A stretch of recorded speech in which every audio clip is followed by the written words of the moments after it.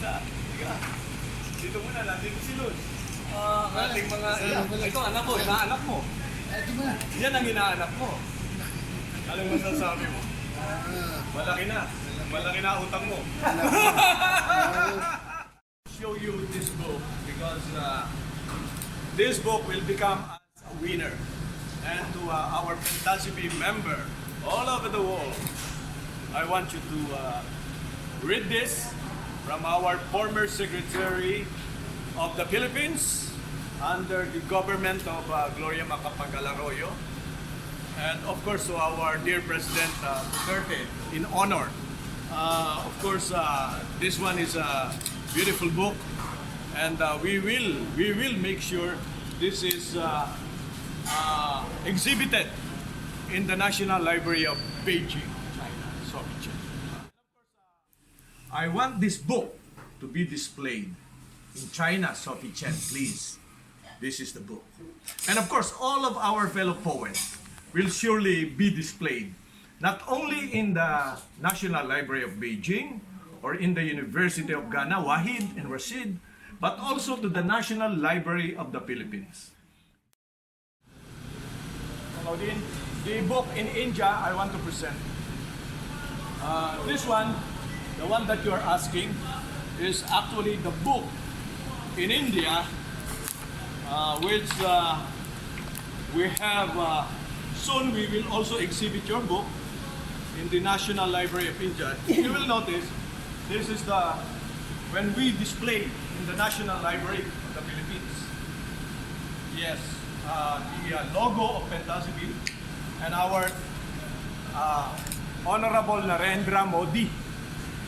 And of course, this one is our dear friend, Vishnu Panja, also displayed in the National Library of the Philippines. And of course, and our fellow poet, honorary member, Narendra Modi, together with our secretary of the Surianang Wikang Pambansa and our national artist, Cecil Guidote Alvarez, and also some of our parliament member and maybe some of our congressmen will go to India so that our book, this book, will be displayed and given to our dear Prime Minister Narendra Modi, and together with our National Library and our Department of Education. We are very lucky, the Fantasy Bee is very lucky for having the retired secretary of the Surianang Wikang Pambansa of the Philippines. So many years. Yes. Yeah. During those days, I'm looking for Doc Pen.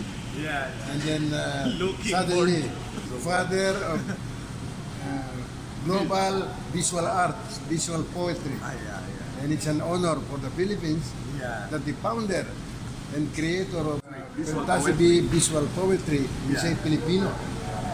Filipino. By action, by deeds, and by soul.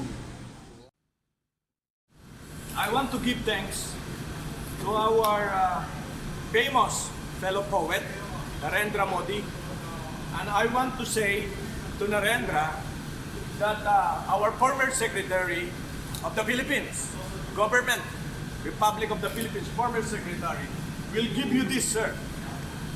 Will bring you to India. This one of his respectable book. This one is 5 years in the making, and it will be given to you, sir. Our dear fellow poet, Honorable Narendra Modi. And dear sir, Narendra Modi, your poem is also exhibited in the National Library of the Philippines. Thank you. Also to our dear friend Vishnu Panja and honorable, respected fellow poet, Prasad, Dr. Prasad, a surgeon, one of the best surgeons in India. A poet, a surgeon, a genius with more than 150 books in his belt, on his belt. Yes. So, I want to thank not only our fellow poets in India, but also our poets in China, Sophie Chen. And of course, our dear friend, number one, the Neruda family of Italy, Maria Miraglia. Number two, the Win of Canada, Asha Markaba. Number three, the Canada and International World Poetry, Ariadne Sawyer. And of course, Ethel and Richard Duaron. I want to thank them. And also, I want to thank the Kibatek of Turkey, Laila, and also Peyas. And I will never forget also the government of Pakistan Television, who is our member, and that is Ayub. And special mention to Dr. Kalpana Malik, Destiny Dalswidad, Saraswati Sarala, Asmo, Jayotermaya, Fred Lobo, J. Baso, Aprilia Sank, Sergio, Hafiza, and Hazan of Uzbekistan, Abdul Kakur, Kozim, Tajikistan, Tyran Kosovo Art, I will be there, Nasira Poeta, Sidi Ada, I will be there, Algeria, Joseph Spence, USA. I will never forget you. Of course, Claudia.